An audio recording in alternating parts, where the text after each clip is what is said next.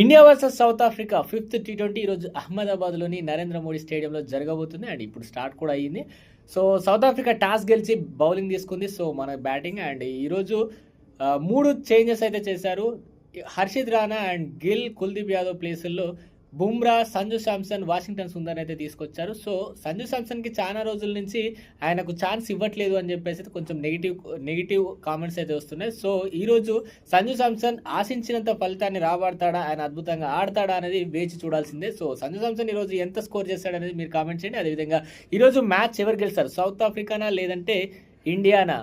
So India గెలిస్తే 3-1తో India cup కైవసం అవుతుంది. అండ్ అదే సౌత్ ఆఫ్రికా గెలిచింది అని అంటే 2-2తో డ్రా అయిపోతుంది. సో ఎవరు గెలుస్తారనేది కామెంట్ చేయండి ఖచ్చితంగా. సో మ్యాచ్ చూసేద్దాం, లేట్ ఎందుకు. సో మళ్ళీ మరొక వీడియోలో కలుద్దాం. Until then signing off, this is Yajith Pasha. India versus South Africa fifth టీ20 ఈరోజు అహ్మదాబాద్లోని నరేంద్ర మోడీ స్టేడియంలో జరగబోతుంది అండ్ ఇప్పుడు స్టార్ట్ కూడా అయ్యింది. సో సౌత్ ఆఫ్రికా టాస్ గెలిచి బౌలింగ్ తీసుకుంది. సో మన బ్యాటింగ్ అండ్ ఈరోజు 3 చేంజెస్ అయితే చేశారు.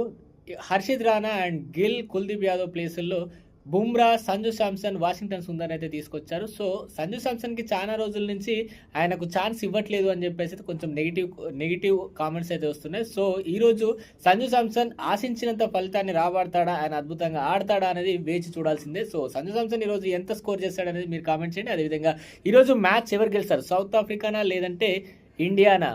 సో ఇండియా గెలిస్తే 3-1తో ఇండియా కప్ కైవసం అవుతుంది. అండ్ అదే సౌత్ ఆఫ్రికా గెలిచింది అని అంటే 2-2తో డ్రా అయిపోతుంది. సో ఎవరు గెలుస్తారనేది కామెంట్ చేయండి ఖచ్చితంగా. సో మ్యాచ్ చూసేద్దాం, లేట్ ఎందుకు.